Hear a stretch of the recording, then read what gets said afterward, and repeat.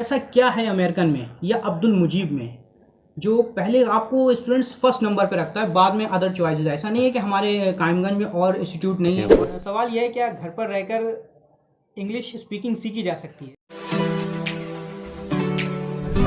Welcome to the digital teacher ji. आप सभी का डिजिटल टीचर में बहुत बहुत स्वागत है। आज हम फिर लेकर आ गए हैं आपके साथ एक नया इंटरव्यू। आपके हमारे जो पुराना इंटरव्यू था उस पर आपका जो रिस्पांस आया उसके लिए आपका बहुत बहुत शुक्रिया। आज हम जिस शख्सियत की बात कर रहे हैं वो मुझे कायमगंज में शायद ही ऐसा कोई बंदा होगा, कोई ऐसा पर्सन होगा जो नहीं जानता है। Thank you so much nothing like that. ऐसा कुछ नहीं है, लेकिन थैंक यू सो मच इतनी रिस्पेक्ट देने सबसे के लिए। पहले सर आपका बहुत बहुत वेलकम है मेरे चैनल पर। Thank you so much. And आपने हमें टाइम दिया इसके लिए thank you my so pleasure, much. It's my duty, it's my pleasure. Sir इससे पहले कि हम आप सवालों का सिलसिला शुरू करें, मैं चाहता हूँ जो मेरे स्टूडेंट्स हैं और जो मेरे दर्शक हैं आप उनका छोटा सा इंटरव्यू दें। हेलो गाइस, मेरा नाम अब्दुल मुजीब खान है और मैं पिछले 12 ईयर से अमेरिकन इंस्टीट्यूट रन कर रहा हूँ। कायमगंज के अंदर लगभग 6 ईयर से कर रहा हूँ और फर्स्ट मेरा जो सेंटर था वो गंजुंडवारा में था, तो 12 ईयर से लगभग मैं टीचिंग कर रहा हूँ यहाँ पर। ये हमारा वेटिंग रूम है, जैसा कि आप देख पा रहे हैं। यहाँ पर बच्चे वेट करते हैं और ये हमारा रिसेप्शन एरिया है जहाँ पर हमारा ऑफिस है, जहाँ पर आप इंक्वायरी अटेंड करते हैं इस जगह पर, और सारी ऑलमोस्ट इंक्वायरी यहीं अटेंड करते हैं हम। और ये मेरा क्लासरूम है जो मैं अपने लेक्चर वगैरह यहाँ पर देता हूँ। मेरा पहला क्वेश्चन आपसे यहीं से रहेगा कि ऐसा क्या है अमेरिकन में या अब्दुल मुजीब में जो पहले आपको स्टूडेंट्स फर्स्ट नंबर पे रखता है, बाद में अदर चॉइसेस? ऐसा नहीं है कि हमारे कायमगंज में और इंस्टीट्यूट नहीं है और इंग्लिश स्पीकिंग इंस्टीट्यूट नहीं है, बहुत से हैं, लेकिन आपको पहले नंबर पे रखने का मतलब इसकी क्या वजह हो सकती है? उज़ैर सर, ऐसा तो कुछ भी नहीं है जैसे आप बोल रहे हैं कि मुझे अब्दुल मुजीब खान को अगर कोई पहले नंबर पर रखता है, ऐसा तो कुछ भी नहीं है।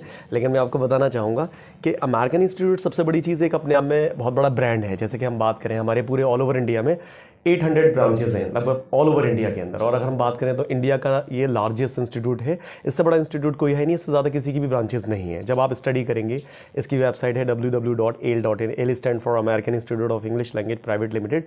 जब आप फाइंड आउट करेंगे तो हमारे 800 सेंटर्स हैं ऑल ओवर इंडिया के अंदर।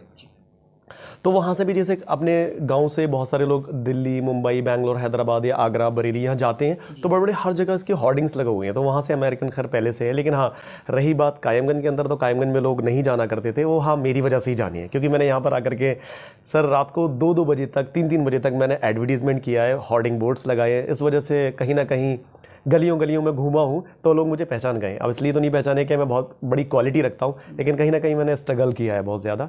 तो शुरू में जब मैं यहाँ पर आया था, आज से करीब अगर 6 ईयर्स बैक की बात करें हम लोग, तो मैंने बहुत स्ट्रगल किया था उस टाइम आकर के। जगह जगह पोस्टर लगवाना, मतलब मेरी टीम मेरे साथ रहती थी तो मैं पोस्टर लगवाया करता था। मेरे ई रिक्शे पर हर जगह पर मेरे पोस्टर हुआ करते थे। तो धीरे धीरे एक मैंने गुडविल बनाई थी। लगभग मैंने काफ़ी पैसा खर्च किया इस पर, मैं पैसे तो बताना नहीं चाहूँगा, अच्छा नहीं लगता, लेकिन हाँ मैंने काफ़ी बड़ा अमाउंट इस पर खर्च किया धीरे धीरे। बाकी उसके बाद अमाउंट से ही सब कुछ नहीं होता, फिर मैंने अपने यहाँ क्वालिटी देना शुरू की धीरे धीरे। और जहाँ अगर हम क्वालिटी देते हैं तो लोग फिर आना शुरू करते हैं, बट पहले तो हमें बताना होता है मार्केट के अंदर कि हम आए हैं। मान लीजिएगा कि आईफोन कभी बना होगा अपने टाइम में, तो उसने पहले सबसे पहले फ़ोन बनाए होंगे, क्वालिटी दी होगी लोगों को, एडवर्टीजमेंट किया होगा। उसके बाद जब क्वालिटी लोगों को समझ में आई होगी, उसके बाद लोग खुद प्रेफरेंस देते हैं उन सारी चीज़ों को। उसी तरह से मैंने यहाँ पर आकर के एडवर्टीजमेंट किया। एडवर्टीजमेंट करने के बाद फिर वो लोगों ने मुझे मेरी क्वालिटी देखी, या जो भी मुझे लगता है मेरे अंदर क्वालिटी है, पता नहीं है नहीं है, वो तो शायद कभी आप मेरी क्लास लेके देखिएगा तो आपको पता चलेगा। तो मुझे कहीं ना कहीं इस चीज़ का प्यार मिलता है कि मैं अपना बस ईमानदारी से काम करता हूँ। मेरी ये खासियत है कि मेरी क्लास में अगर मेरा बाप भी बैठा हुआ, हालांकि मुझे ऐसा नहीं बोलना चाहिए, मेरा अगर बाप भी बैठा हुआ है तो मेरी ये खासियत है कि मैं बाप से भी क्वेश्चन कर सकता हूँ। मतलब मेरे लिए वो मेरा स्टूडेंट है उस टाइम, तो मैं उसे एज अ स्टूडेंट की नज़र या वही ऐसा नहीं है मेरे कहीं पार्शियलिटी करना कि स्टूडेंट को ज़्यादा या कम आंकना या उन्हें ज़्यादा रिस्पेक्ट करना, ये मेरे अंदर चीज़ नहीं है। यहाँ तक कि मेरे सीनियर भी मेरे क्लास में आके बैठ जाते हैं, तो फिर मैं उसी निगाह से देखता हूँ उनको कि बस कि वो मेरा स्टूडेंट है, अब मेरा वो स्टूडेंट है। तो मैं बस पढ़ाता हूँ। तो मुझे लगता है कि शायद कुछ लोग मुझसे कहते हैं कि सर आप अच्छा पढ़ा लेते हो, मुझे नहीं लगता कि शायद मैं अच्छा पढ़ा पाता हूँ, इसलिए शायद लोग मुझे जान गए शायद कायमगंज में। Thank you so much sir. जैसा कि अभी आपने पहले क्वेश्चन में हमसे स्ट्रगल की बात करी थी, तो मैं सर जानना चाहूँगा आपकी स्ट्रगल के बारे में, और हमारे जितने स्टूडेंट्स हैं वो भी जानना चाहेंगे आपकी स्ट्रगल्स के बारे में, आपकी स्ट्रगल्स। और अगर आप माइंड ना करें, आपके थोड़ा सा बैकग्राउंड के बारे में, आपकी एजुकेशंस के बारे में, आपने कहाँ से कैसे एजुकेशन ली, और ये जो अमेरिकन का ख्याल आया, तो ये ख्याल कैसे, वो भी ऐसे शहर में जहाँ पर इस सब चीज़ों को जब आपने स्टार्ट किया था तो ये इम्पॉसिबल चीज़ें थी कि अरे कौन सीखने आएगा इंग्लिश। मैंने देखा है कि जो स्कूल्स थे उस टाइम पर मैं भी पढ़ता था, तो मैंने देखा तो ग्रामर्स की बुक होती थी वो पूरी साल बंद रहती थी, वो noun, pronoun, adjective, verb, adverb, preposition, conjunction, interjection, इसके आगे कोई जानता नहीं था। फिर आप अमेरिकन लेकर आए, आपने मेहनत करी, तो मैं वही जानना चाहता हूँ कि वो क्या स्टोरी रही होगी, आपका क्या एक्सपीरियंस रहा होगा उस टाइम। जैसा कि आपने क्वेश्चन किया है sir, that's really great question, but इसका जवाब तो बहुत लॉन्ग है, लेकिन मैं शॉर्ट में देना चाहूँगा क्योंकि मैंने इसके पीछे बहुत स्ट्रगल किया है। आप शायद मैं आप क्या पिछले 12 सालों से मैं बच्चों को ये बताने की कोशिश कर रहा हूँ कि मैं अंग्रेज़ी कैसे सीखा, लेकिन बच्चे यकीन नहीं करते हैं। शायद आप मेरी बात का यकीन करें क्योंकि आप मेरे एक दोस्त जैसे भी हैं, तो शायद मैं शेयर करना चाहूँगा इस बात को। एक्चुअली सबसे पहले मैं नैनीताल गया था, आज से लगभग 13, 14, 15, 16, 17 साल पहले लगभग मैं नैनीताल गया था फर्स्ट टाइम। तो एक कॉलेज सुना होगा आपने, शेरवुड कॉलेज, जिसमें अमिताभ बच्चन जी ने अपनी एजुकेशन हासिल की थी। तो मेरा एक दोस्त है, तो वो लेकर गया था कहीं ना कहीं, वहाँ पर उसके मामा वहाँ जॉब किया करते थे उसमें, उसके स्कूल में। तो वहाँ पर कुछ इंग्लिश का इन्वायरमेंट था, वहाँ से मैं मुतासिर हुआ था फर्स्ट टाइम। तो मुझे लगा कि यार इंग्लिश की ज़रूरत है, तो हमने कुछ एड्रेस पूछ रहे थे। वहाँ नैनीताल में एक एरिया है टिफ़िन टॉप करके ऐसे कुछ, तो मैंने फर्स्ट टाइम किसी लड़की से, और वहाँ कुछ इन्वायरमेंट खड़ा हुआ था ऐसा जो इंग्लिश का इन्वायरमेंट था, तो वहाँ मैंने पूछा था कि टिफ़िन टॉप कहाँ पर है, तो उन्होंने इंग्लिश में मुझे जवाब दिया। तो मुझे थोड़ा सा हॉपलेस हुआ, नर्वस हो गया मैं एकदम से। मैंने कहा यार ये इंग्लिश इन्हें आती है, हमें आती नहीं है, तो वहाँ से गिल्टी फील हुआ मुझे फर्स्ट टाइम। फिर वहाँ से मैंने इरादा किया कि मैं अंग्रेज़ी सीखूंगा, लेकिन फिर भी मैं होता है ना। आपने सर हाँ, वहाँ से इरादा कर लिया? जी इरादा किया था कि मुझे अंग्रेज़ी, क्योंकि बेइज्जती फील हुई थी। जी कोई होता तो मारने लगता। नहीं ये चीज़ वो मारने लगते हैं। नहीं ऐसा तो नहीं है, लेकिन हो सकता है कि शायद हाँ सबके अलग अलग ख्याल होते हैं। तो मैंने गिल्टी फील किया, तो मैंने कहा मुझे सीखनी है। फिर मैं अपने कासगंज में वापस से लौट करके आया। मैंने थोड़ी कोशिश की लेकिन मुझे नहीं आई। लेकिन फिर दोबारा मेरी एक चाची हैं जो मुझे बैंगलोर लेकर के गई, तो वहाँ जब मैं पहुँचा तो वहाँ पर भी कुछ वो कन्नड़ वन्नड़ बोलते थे वो लोग। जब मैं उतरा ही था तो मैं एरिया में वहाँ पर गया ग्राउंड में पहली बार। तो शायद मैंने 10th पास या 9th पास किया था उस टाइम, 9th पास किया था मैंने। तो मैं वहाँ गया, तो मैंने वहाँ बच्चों से बात करने की कोशिश की। तो वहाँ बच्चे बोलने लगे वही भाषा अपनी, पता नहीं क्या बोल रहे थे वो, अंडा पड़ रहा है, अंडा पड़ रहा है, अंडा पड़ रहा है। मैंने कहा मैं भी खेलूंगा, मैंने ऐसा बोला कि मैं भी खेलना चाहता हूँ। तो उन्होंने वहाँ स्टार्ट कर दिया, अंडा पड़ रहा है, अंडा पड़। मैंने ये बोल क्या रहा है। अब वो मुझे ना तो कन्नड़ आती थी ना मुझे इंग्लिश आती थी उस टाइम। तो अब मैं सोचा इनसे बात क्या करूँ। आपका जो एजुकेशन बैकग्राउंड है उसमें आप इंग्लिश नहीं रहा था। मैं यकीन करना इस बात का, लोग अभी भी शायद लोग अभी आप जैसे इंटरव्यू ले रहे हैं मेरा, लोग यकीन ना करें, मुझे 8th क्लास में कैपिटल और स्मॉल ABCD नहीं आती थी। Now I can start and I can speak international 3 languages. I can speak German English, I can speak American, I can speak Arabic also because I have completed my Arabic course from Jamia University. तो वहाँ से मैंने कहा environment नहीं है तो इसलिए नहीं बोल पाता अभी फ़िलहाल। लेकिन हाँ जब मैं सीख रहा था तो बहुत सारी चीज़ें सीखा था। लेकिन इंग्लिश के इन्वायरमेंट में मैं धीरे धीरे गया, धीरे धीरे डाला। तो मुझे बैंगलोर में भी इंग्लिश की बहुत ज़रूरत थी। मैं कई सारी कंपनीज़ में दोबारा गया एक बार। फिर मैं अलीगढ़ मुस्लिम यूनिवर्सिटी में मेरा एडमिशन हुआ वहाँ पर, दूसरा वो बता रहा हूँ मैं। और ज़्यादा मैं कहाँ से, मुझे बहुत ज़रूरत हुई, नीडी हुआ। अलीगढ़ मुस्लिम यूनिवर्सिटी में मेरा एडमिशन हो गया कैसे भी, क्योंकि पढ़ने में थोड़ा सा ठीक ठाक सा था, तो AMU मेरा एडमिशन हो गया। वहाँ पर एक प्रोफेसर थी, वो इंग्लिश में मुझे खड़ा कर दिया करती थी, अब्दुल स्टैंड अप। मैं खड़ा हो जाया करता था, लेकिन मुझे इंग्लिश आती नहीं थी। तो वहाँ सारे कश्मीरी लड़के और कुछ थाईलैंड के भी, मलेशियन कुछ लोग पढ़ते थे, वो इंग्लिश उन्हें आती थी, उन्हें अच्छे से। तो अब मैं सोचता था कि यार मैं कैसे जवाब दूँ। तो मैं अक्सर अपनी क्लास में मिस हो जाया करता था, जाता नहीं था क्लास के अंदर, नहीं जाता था, बंक कर दिया करता था। ये सोचता था कि यार यहाँ बैठना बेइज्जती कराना है अपनी, मैं जाती नहीं था क्लास से। स्टोरी तो बहुत लंबी है बट मैं शॉर्टली आपको बताना चाहूँगा। वहाँ से मुझे बहुत ही पछतावा हुआ जब सब बच्चे हंसते थे। वो प्रोफेसर मुझसे इंग्लिश में बात करती थी और मैं जवाब नहीं दे पाता, तो लोग मुझ पर हंसते थे, कि यार ये है क्या, पता नहीं कहाँ से आया, इसका एडमिशन हो कैसे गया है ये। तो मैं इतना भी नहीं जानता था। कोई मुझसे पूछा करती थी इंट्रोड्यूस योर सेल्फ, तो मैं अपना इंट्रोडक्शन नहीं दे पाया करता था उस टाइम, तो बड़ा गिल्टी फील हुआ करता था। तो मैंने इरादा किया कि मुझे अंग्रेज़ी कैसे भी सीखनी है। फिर मैं उसके बाद बैंगलोर गया, मुंबई गया दोबारा से, तो वहाँ मुझे और नीड हुई, बहुत ज़्यादा ज़रूरत थी। फिर मुझे कंपनी में मुझे नौकरी नहीं मिल रही थी, जगह जगह मैं घूमता फिर रहा था। उसके बाद मैंने डिसाइड किया कि मुझे कैसे भी बस कुछ नहीं करना, इस टाइम अंग्रेज़ी सीखनी है, क्योंकि अंग्रेज़ी सीख करके शायद मैं उन मल्टीनेशनल या MNC कंपनीज़ में जॉब कर सकता हूँ जहाँ पर मुझे जॉब्स अभी नहीं मिल पा रही है। तो मैंने अपना करियर फिर धीरे धीरे बैंगलोर से स्टार्ट किया। बैंगलोर के बाद मैं मुंबई में आया। मुंबई में मैंने डोमेस्टिक कॉल सेंटर में जॉब की, उसके अलावा इंटरनेशनल कॉल सेंटर में जॉब की, BPOs वगैरह में। फिर धीरे धीरे कुछ मुझे वहाँ का जो इन्वायरमेंट था वो इंग्लिश का इन्वायरमेंट मिला। फिर मैंने एक मुंबई में एक इंस्टीट्यूट था स्पीक वेल ज्वाइन करके, मुंबई के अंदर, वो सेंटा क्रूज़ में था, वहाँ मैंने ज्वाइन किया।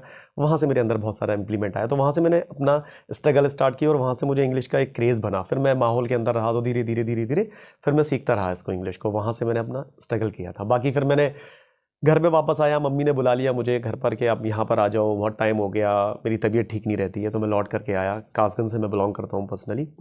तो मैंने सोचा कि ज़्यादा दूर भी ठीक रहना ठीक नहीं है, तो गंजुनवारा मेरे घर से लगभग 32 किलोमीटर फार है, वहाँ मैंने अपना सेंटर स्टार्ट किया।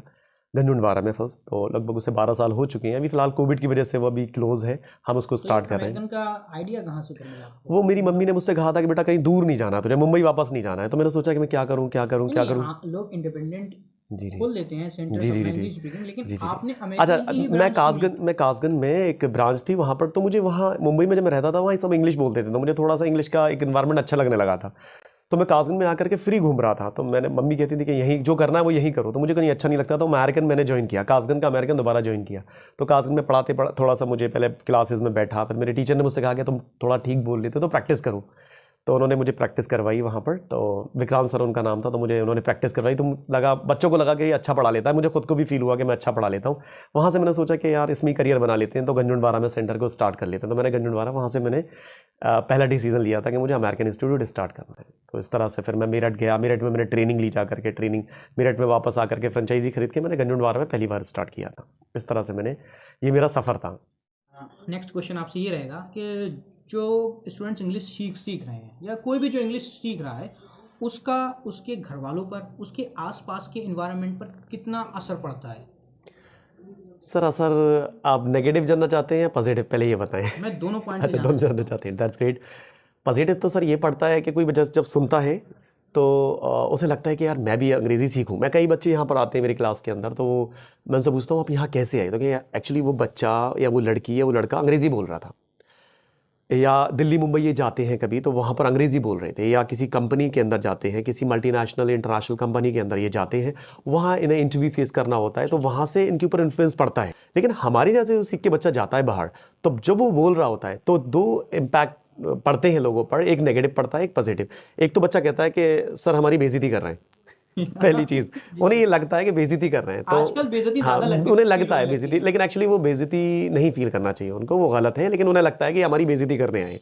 सेकंड थिंग, दूसरा कुछ पॉजिटिव लोग भी होते हैं तो वो सोचते हैं कि यार इतनी अच्छी अंग्रेजी इसने सीखी कहाँ से, तो हम भी सीखेंगे, तो उनके अंदर एक क्यूरियोसिटी होती है, और बेटर है कि उनके ऊपर इफेक्ट पड़ रहा है इस चीज़ का, क्योंकि देखो अंग्रेजी अगर यहाँ से बच्चा सीख के जा रहा है और उनके ऊपर असर पड़ रहा है, तो देखो अगर वो इंडिया के भी किसी कोने में, किसी दूसरे सूबे में अगर जाता है, किसी दूसरे स्टेट में अगर जाता है, जैसे मैंने अभी आपको लास्ट पॉइंट में बताया था कि मैं कन्नड़ गया था, तो कन्नड़ में वो कन्नड़ बोल रहे थे, तो मैं अगर मुझे इंग्लिश आती होती तो उन्हें इंग्लिश आती थी, कन्नड़ लोगों को इंग्लिश आती है, तो मैं इंग्लिश में बात कर सकता था, I could speak with them, but actually why I couldn't speak, because the reason is there कि मुझे आती नहीं थी, मुझे ना तो इंग्लिश आती थी मुझे उस टाइम, और ना ही मुझे कन्नड़ आती थी, तो मैं बोल ही नहीं सकता था, उनसे बात ही नहीं। आप अभी गुजरात चले जाइएगा, आप गोवा में चले जाइए, वो स्टूडेंट वहाँ जो है ना बात करने वाला गूंगा हो गया, बात भी कर सकता है लेकिन गूंगा है वहाँ एग्जैक्टली। जैसे आप गोवा जाइएगा तो आज भी मुझे लगता है कि हिंदुस्तान में हमारा देश आज़ाद हो चुका है, लेकिन वही एक सिटी ऐसी है जहाँ आज भी ऐसा लगता है कि आज़ादी हमें नहीं मिली है। हालांकि ऐसा कुछ नहीं है, रूल हमारे गवर्नमेंट वाले ही हैं, लेकिन वहाँ जैसे दिखते हैं, हाँ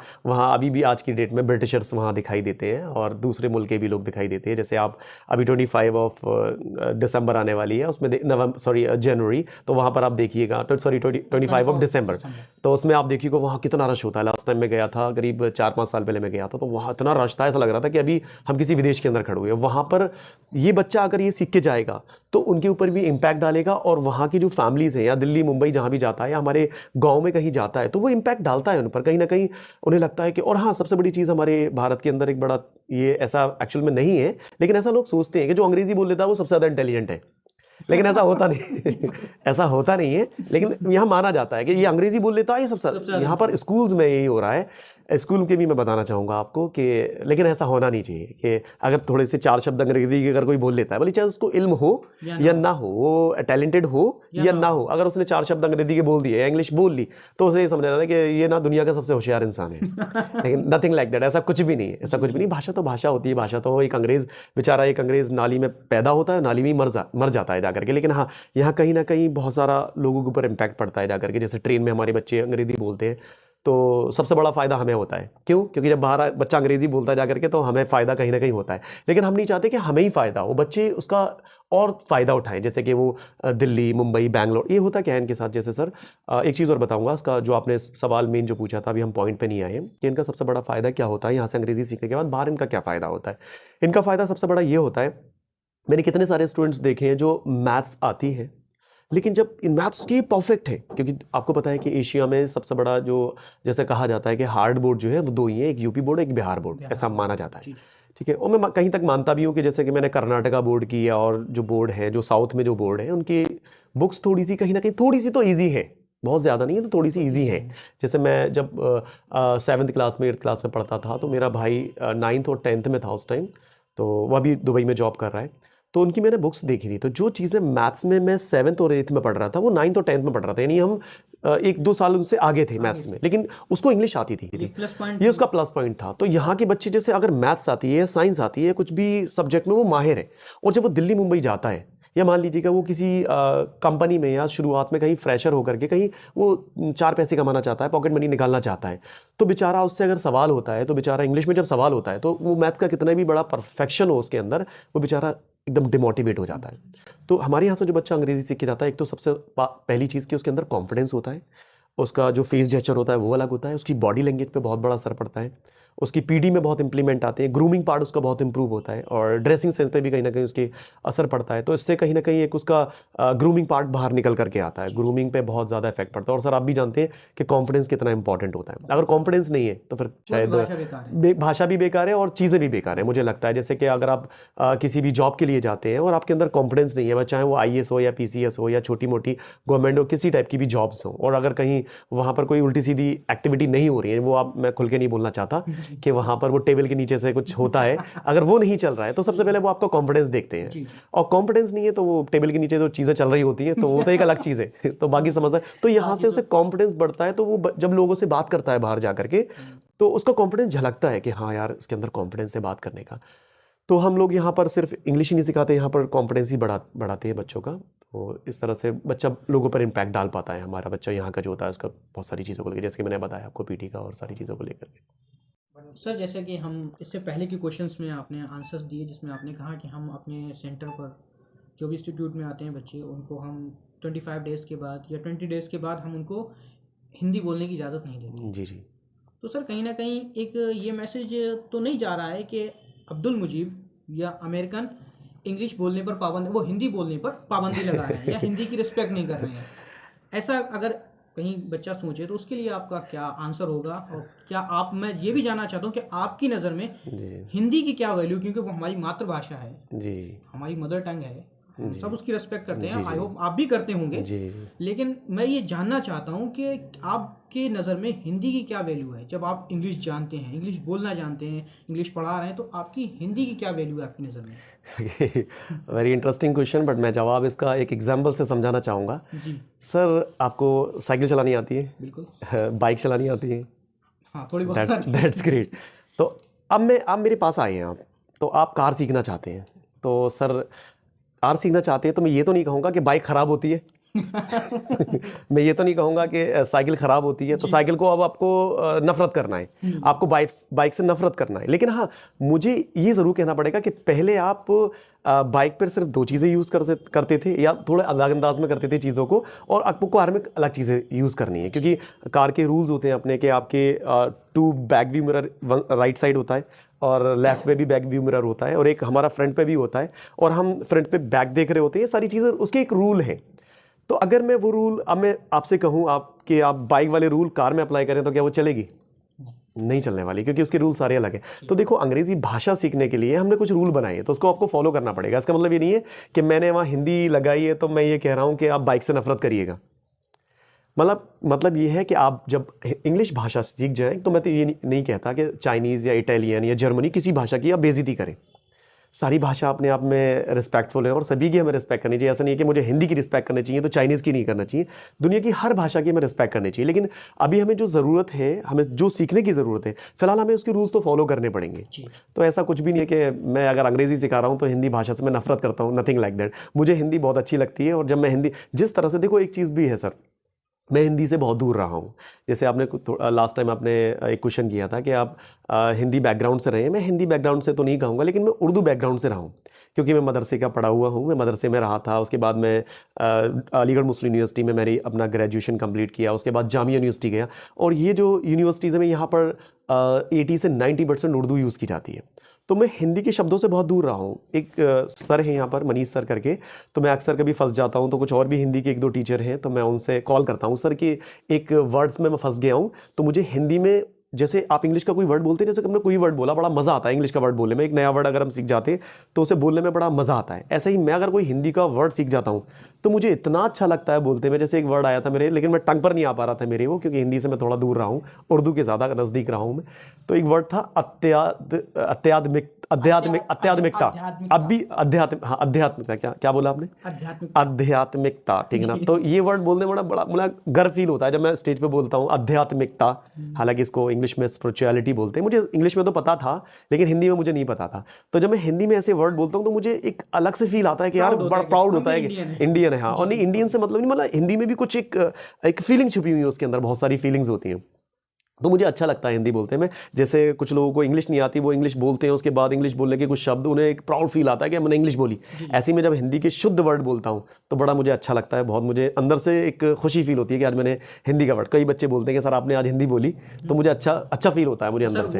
ऐसा कुछ नहीं, वो मुझसे फाइन नहीं मांगते। फाइन मैंने बच्चों पर लगाया, because I can speak English but actually they are learning here, so they are learning, I am not learning there. तो मुझे हिंदी बोलनी होती है, और साइकोलॉजिकल बेस से मैं क्या करता हूँ, उनको हिंदी बुलवाने की कोशिश करता हूं। जैसे मैं प्रैक्टिस कराते हिंदी बोली, तो वो हिंदी बोल रहे हैं तो उन पे फाइन लगाएंगे हम लोग। तो उन्हें क्या करना है, किसी भी हाल में आपको कंट्रोल करना है अपने आप को, मतलब आपको हिंदी बोलनी ही नहीं। सेल्फ कंट्रोल सिखाते हैं कि आप हिंदी आपको किसी भी हाल में बोलनी नहीं है। लेकिन कब तक? जब तक आप 3 महीने में या 6 महीने में आप अंग्रेजी को सीख नहीं जाते। जब आप अंग्रेजी सीख जाते हैं, आप खूब अच्छे से हिंदी बोलिएगा, कुछ भी करिएगा, आप चाइनीज़ बोलिएगा, इटालियन बोलिएगा, लेकिन जब तक आप अंग्रेजी नहीं सीख रहे तब तक आप कोशिश करें कि हिंदी को ना यूज़ करें क्लास के अंदर। लेकिन ऐसा मेरा कोई मोटिव नहीं है कि आप हिंदी से नफरत करें, ऐसा कुछ भी नहीं है। मुझे तो और प्राउड फील होता है हिंदी बोलते में। आज के टाइम में इंग्लिश स्पीकिंग सीखना है या कोई भी स्किल सीखना है तो आपको इंस्टीट्यूट ज्वाइन करना पड़ेगा। जी। तो मेरा क्वेश्चन आपसे ये है, वैसे ये तो एक खिलाफ वर्जी की बात नहीं, ऐसा कुछ नहीं है, आप सवाल रखें अपना। सवाल ये है, क्या घर पर रहकर इंग्लिश स्पीकिंग सीखी जा सकती है? क्या कोई भी बच्चा जो घर पर रहा है या घर पर रह करके वो इंग्लिश स्पीकिंग सीख सकता है जैसा कि वो इंस्टीट्यूट में सीख रहा है? नहीं, very good question you ask now, so I would like to answer कि आपने सवाल बहुत अच्छा किया कि कोई भी बच्चा घर पे बैठ के अंग्रेजी सीख सकता है। देखो, नथिंग इज़ इम्पॉसिबल, पहला सवाल ये, असंभव कुछ भी नहीं है। लेकिन मुझे जहाँ तक लगता है, जब मेरा एक्सपीरियंस जो कहता है, जैसे मैं आपसे एक सवाल पूछना चाहूँगा कि आप एक एक्टर बनना चाहते हैं जी, तो आप क्या कायमगंज में रह करके एक अच्छे एक्टर बन सकते हैं या मुंबई में रह के एक अच्छा एक्टर बन सकते हैं? ऑब्वियसली मुंबई में जाना पड़ेगा। मुंबई जाना पड़ेगा, क्योंकि इसलिए जाना पड़ेगा क्योंकि वहाँ पर उसके प्रोफेशनलिस्ट रहते हैं, वहाँ पर वाइब्स भी का इन्वायरमेंट है वहाँ पर। तो हमारे क्लास में आकर के बच्चों को सबसे बड़ी चीज़ इन्वायरमेंट मिलता है, यहाँ पर उसको एक गुरु मिलता है। और देखो, गुरु लाइफ में होना बहुत ज़रूरी है। जैसे आप भी कोई ना कोई गुरु होंगे, तो आपको जो किताबें नहीं दे सकती वो गुरु। अच्छा, गुरु क्यों होता है? किताबें और गुरु में क्या फ़र्क होता है? आपसे मैं थोड़ा सा सवाल कर रहा हूँ, वैसा इंटरव्यू तो मेरा है, लेकिन मैं आपसे कुछ क्वेश्चन कर रहा हूँ, फिर मैं कनेक्ट करूंगा एकदम से उन सारी चीज़ों को। जी, किताबें तो हमें ज्ञान देती हैं, लेकिन वो ज्ञान कैसे हम पे को एब्जॉर्ब करना है वो हमें गुरु सिखाता है। I would like to say something कि देखो, एक गुरु जो होता है वो बहुत सारी किताबें इकट्ठी करता है और वो सारा ज्ञान अंदर इकट्ठा करके, द मेन काम क्या होता है गुरु का कि 10 साल का एक्सपीरियंस, 15 साल का एक्सपीरियंस, जो स्किल वो लेकर अंदर जाता है, वो बच्चे को 5 मिनट में समझाने की कोशिश करता है, 10 मिनट में समझाने, उसको टाइम को बचाता है। क्योंकि देखो, टाइम इज मनी। अगर वो 10 साल तक उस किताब को पढ़ा है तो जितनी अच्छी तरीके से उसने समझा है, जितनी बारीकी से उसने समझा है, और समझाने के बाद वो पढ़ाता है, तो देखो, पढ़ाना एक कला है, और कलाकार जब अपनी कलाकारी दिखाता है तो कहीं ना कहीं चीज़ें अंदर जाती हैं। तो घर पे बैठ करके देखो, यूट्यूब से आप जा रहे हो तो वहाँ पर भी हैं, देखो हर तरह के यूट्यूबर्स हैं। कुछ अब आप उनसे कनेक्ट तो नहीं हो सकते ना, क्या आप उनसे आई कांटेक्ट कर सकते हैं? नहीं। क्या उनसे अपनी फीलिंग की बात रख सकते हैं? क्या आप उनको इंटरप्ट कर सकते हैं? क्या उनसे आप क्वेश्चन कर सकते हैं? देखो, जितना उन्होंने बताया है यूट्यूब पर या किताबें जितना बता रही हैं, आपको उतना लेना पड़ेगा। आप वहाँ बीच में से कट नहीं कर सकते, क्योंकि हमारे देखो लाइफ में जब आपको कोई कुछ बताता है या जब कुछ आप पढ़ते हो तो लाइफ में बहुत सारे सवाल भी पैदा होते हैं। आपको ये तो पता होगा कि दुनिया में हर इंसान यूनिक है। इस दुनिया में आज 700 करोड़ की आबादी है, पॉपुलेशन है 700 करोड़। क्या आपको एक सवाल मैं आपसे कर रहा हूँ कि आपको आज तक आपके जैसा, आप लगभग 1 लाख, 2 लाख या 50,000, 3,000, 2,000 लोगों से अब तक मिले होंगे, और आप तो इंटरव्यू कर रहे हैं तो शायद मुझसे ज़्यादा लोगों से मिले हो। क्या आपको आपके जैसा सेम बंदा माइंड से, खाना पीना, उठना बैठना, चलना फिरना, नहाना धोना, ड्रेसिंग, सोचना, इमेजिनेशन, क्या आपको अपने जैसा बंदा, सेम बंदा आज तक मिला है? पॉसिबल सर उजैर सर, अगर आप 700 करोड़ की आबादी से भी मिलोगे ना तो आपके जैसा यूनिक बंदा होगा नहीं होगा, क्योंकि हर किसी की मतलब इस दुनिया में जो भगवान ने जैसे पैदा किया है, हमारे माइंड में कितने न्यूरॉन्स हैं, कितने किसके एक्टिवेटेड हो रहे हैं, ये डिपेंड करता है कि वो कितना स्ट्रगल कर रहा है। 700 करोड़ अगर आबादी है तो 700 करोड़ के थंबनेल भी अलग अलग, वही थंबनेल भी अलग अलग है, तो न्यूरॉन्स तो अरबों खरबों हैं। जैसे कि मैं बायोलॉजी का स्टूडेंट तो नहीं हूँ, लेकिन जब डॉक्टर्स बताते हैं कि सर 700 करोड़ तो कुछ भी नहीं है, अरबों खरबों ट्रिलियन आपके न्यूरॉन्स होते हैं, वो कितने आपके एक्टिवेटेड हो रहे हैं। जी। तो एक टीचर जब आप क्लास में बैठे होते हैं तो टीचर के पास बहुत सारे सॉल्यूशंस होते हैं। तो आप यहाँ पर आएंगे तो सबसे बड़ी चीज़ आपको माहौल मिलेगा, और देखो माहौल से हम सीखते हैं। देखो घर पे क्या होगा, घर पे अगर वो कोशिश करेगा तो कहीं ना कहीं टीवी भी चल रही होगी, कहीं ना कहीं टीवी के अलावा बीवी भी होती है, कहीं ना कहीं हमारे भाई बहन मम्मी पापा कोई ना कोई काम भी दे सकते हैं। वो इन्वायरमेंट क्रिएट नहीं होता। देखो इन्वायरमेंट बहुत बड़ी चीज़ होती है लाइफ में। अगर इन्वायरमेंट है, आप पढ़े लिखे लोगों के बीच में भी रह रहे हो, आप अनपढ़ हो, मैं अगर अनपढ़ हूं और मैं अगर पढ़े लिखों के बीच में रह रहा हूं तो मैं कुछ वक्त के बाद वही एक्टिविटी करने लगूंगा जो पढ़े लोग करते हैं। इंग्लिश को भी ऐसे ही सीखा जाता है। इंग्लिश को आप ऐसे मान लीजिए कि जैसे स्विमिंग, आप घर में आपके स्विमिंग पूल नहीं है और आप स्विमिंग सीखना चाहते हैं, क्या आप स्विमिंग सीख जाएंगे? नहीं, घर में आपके स्विमिंग पूल नहीं है, स्विमिंग पूल घर में नहीं है आपके, और आप वहीं घर में ही आप स्विमिंग सीखना चाहते हैं, सीख सकते हैं? कभी नहीं सीख सकते। और सबसे पहला सवाल का जवाब जो आपने पूछा कि घर पे क्या अंग्रेजी सीखी जाती है, देखो घर पे अंग्रेजी नहीं सीखी जा सकती। क्यों? पहली चीज कि अंग्रेजी ऐसे सीखना है जैसे आपको स्विमिंग सीखना होता है। जब तक आप पूल में उतरेंगे नहीं, आप स्विमिंग नहीं सीख सकते। आप 1000 किताबें पढ़ लें, आपको स्विमिंग आ जाएगी? नहीं।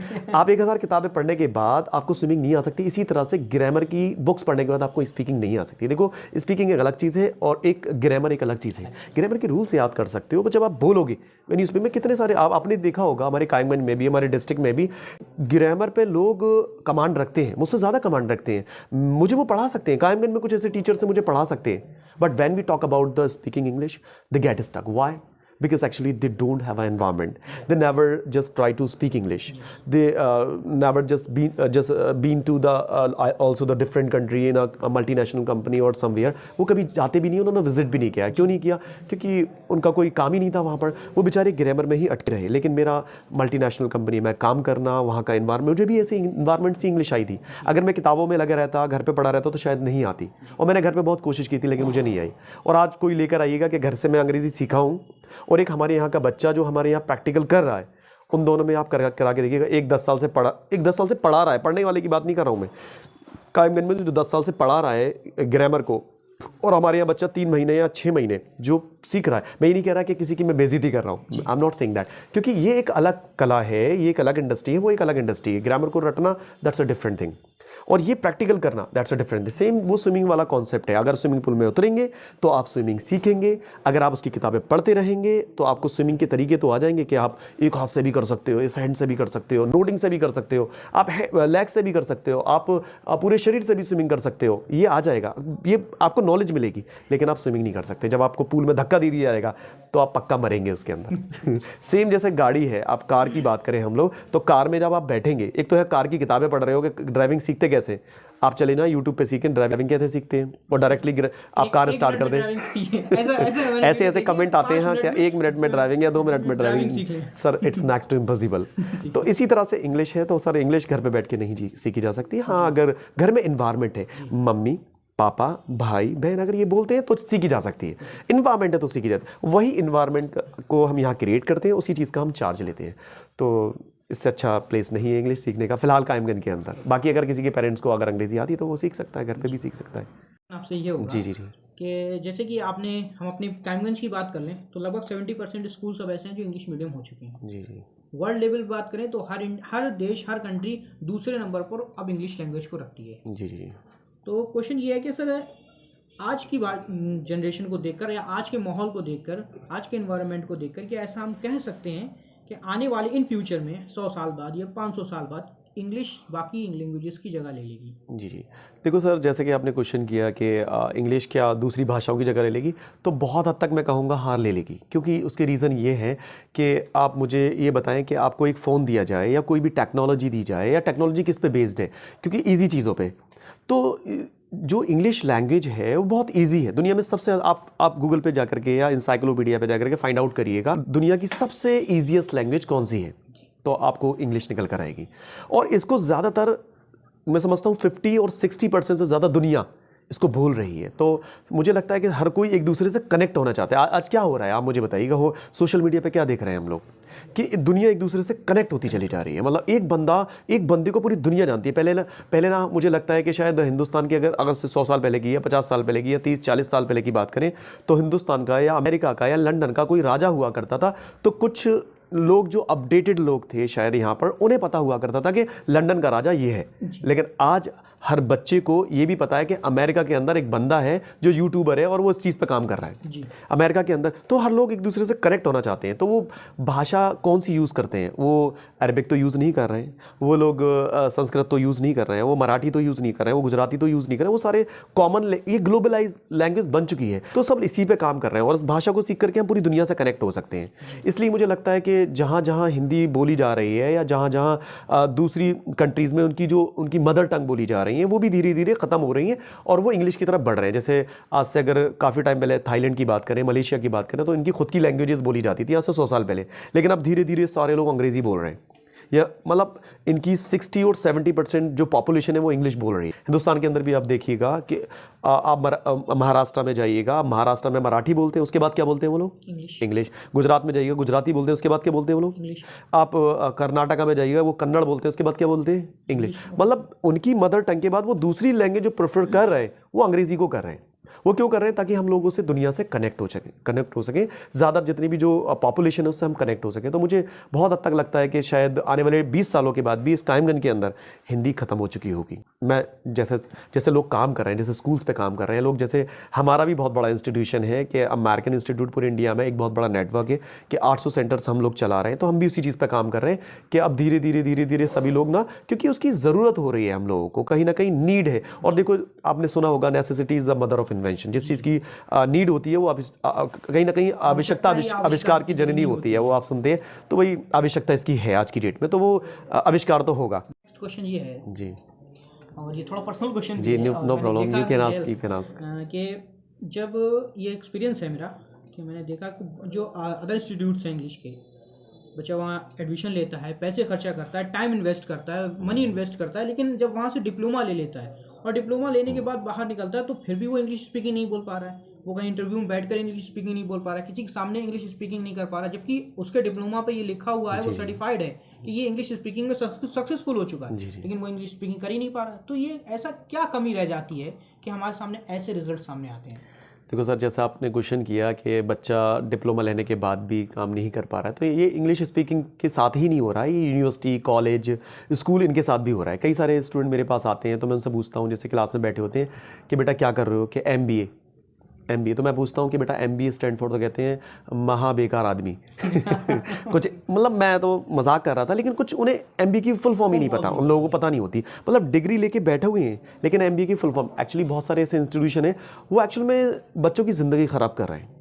चाहे वो इंस्टीट्यूशन हो, चाहे वो यूनिवर्सिटी हो, चाहे वो कॉलेज हो, डिप्लोमा तो दे रहे हैं, वो डिप्लोमा दे नहीं रहे हैं, एक्चुअली वो सिर्फ बेच रहे हैं उसको डिप्लोमा का, ठीक है ना।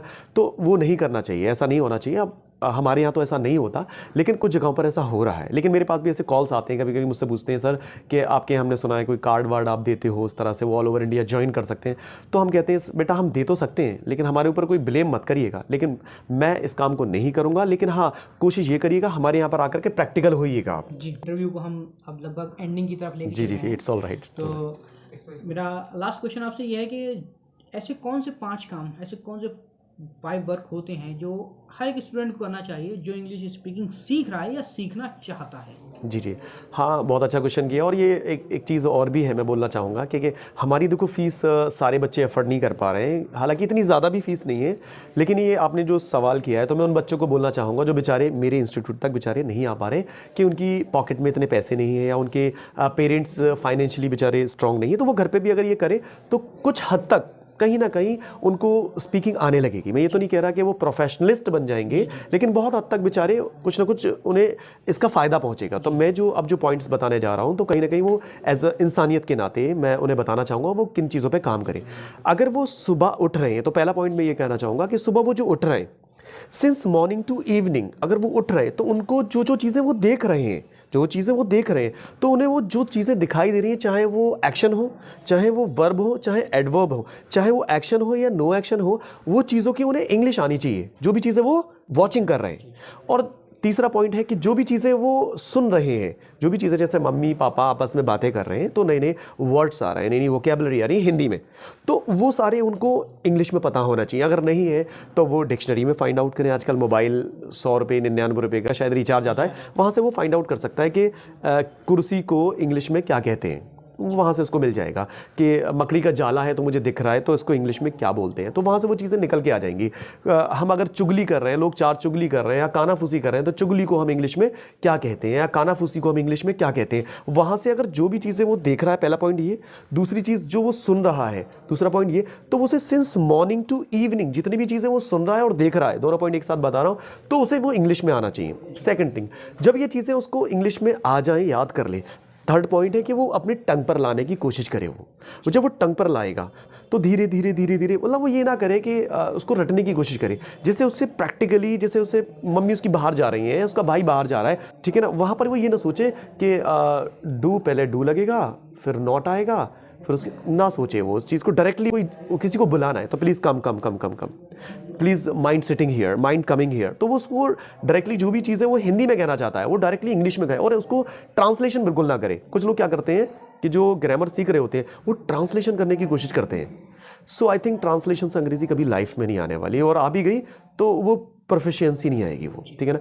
तो उन्हें क्या करना चाहिए, उन्हें प्रैक्टिकल करना चाहिए। और थर्ड पॉइंट ये कि जो भी वो मुंह से बोलना चाह रहा है तो वो कोशिश करे कि वो इमेजिन करे माइंड में, किस में, इंग्लिश में। ये फोर्थ पॉइंट है, इंग्लिश में इमेजिन करे वो, मतलब उसको ट्रांसलेट ना करे। पहले हम क्या करते हैं कि मैं जा रहा हूँ तो मैं की इंग्लिश हो गई आए, जाने की इंग्लिश हो गई गो, और उसमें आईएनजी लगनी है। ये चीज़ें ना करें डायरेक्टली, जैसे उसे लग रहा है कि मैं मीन्स आए और मैं जा रहा हूँ तो आई एम गोइंग, डायरेक्टली उसको बोल दे और उसकी आदत डाले। और कुछ हम क्लास में इसी तरह से ही पॉइंट्स बताते हैं और कुछ प्रैक्टिकल कराते हैं।